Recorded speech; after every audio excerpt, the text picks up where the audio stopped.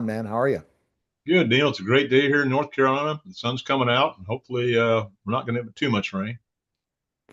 And our topic today is the assumption audit, the financial beliefs you're carrying into the new year that no longer work. What do you mean financial assumption? And why are they so dangerous? Well, well, you ever heard that saying, assumptions make an ass out of you and an ass out of me. Yeah. Well, assumptions are beliefs we stop questioning because they once worked. Well, things that happened last year doesn't work this year. Things that happened 10 years ago doesn't work this year. And people don't understand this. They're dangerous because rules change quietly and assumptions keep operating in the background long after they've expired. People need to plan for this stuff. What's an example of a financial rule that used to work but doesn't anymore? Defer everything. Deferral once meant tax savings. That's why people they flock to the 401k because it was a tax deduction. It was tax deferred. But they forget, you're paying taxes right now at a 70-year low. And with our debt and everything else, taxes are going to go up. And now you're going to be paying more money in taxes. But deferral once made, like I said, meant tax savings. Today, it often means higher future tax rates. Absolutely, it does. Forced distributions, Medicare penalties, and less flexibility. Deferral without strategy has become a liability, and people are not prepared and they're not educated on how to do it. Not educated for sure, Alan. And it becomes a big frustration anymore. What is an example of a financial rule that used to work but doesn't anymore? Oh, you just said defer. I'm sorry. Why is January the best time to audit these assumptions? Well, guess what? Because January is the last moment before decisions compound. The longer you wait, the more it's compounding. The risk we're going to compound. Once income is earned, structures are chosen, where assets are moved, assumptions turned into locked in outcomes. And January gives you a clean optionality to diversify those assets. How do outdated assumptions increase risk and visibility at the same time? Well, Neil, as I've always said, they push people into the familiar high visibility strategies, traditional accounts, simple ownerships, and liquid assets. What feels safe often becomes the easiest target for taxation and scrutiny.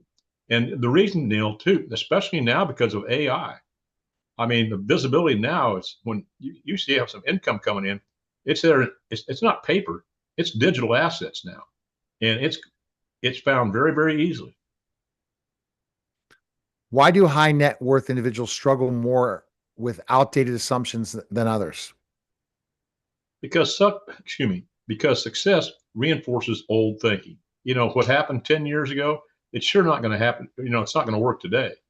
When something worked while you were building wealth, it feels foolish to question it.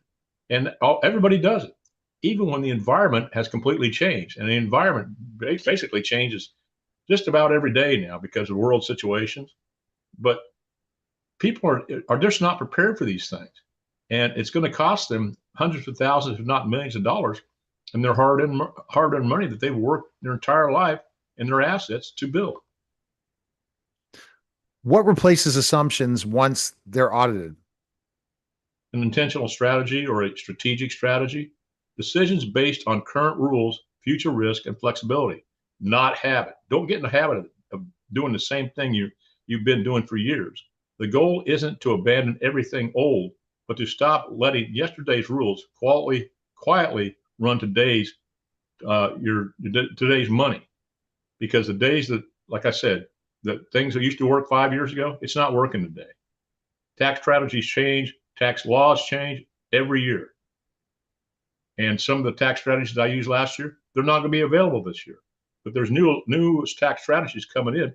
And if you need to talk to somebody that knows these tax strategies, and that's what my team does, Neil. I've got a team of specialists. And what I mean by specialists, let's say that I'm your medical doctor. I can treat you for minor illnesses, minor injuries. But if you want your knee operated on, you want the orthopedic surgeon, correct? The specialist. Well, that's what I have in my team. I have a top specific tax attorneys and top specific CPAs and other specialists in their fields, and we collaborate to come up with solutions to people's financial problems.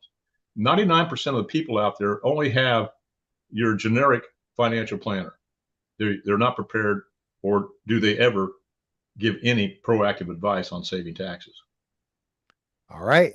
The best place to go, strategicwealthstrategies.com, or call Alan at 910-551-1046, or email him at strategicwealth, the number 0 at gmail.com.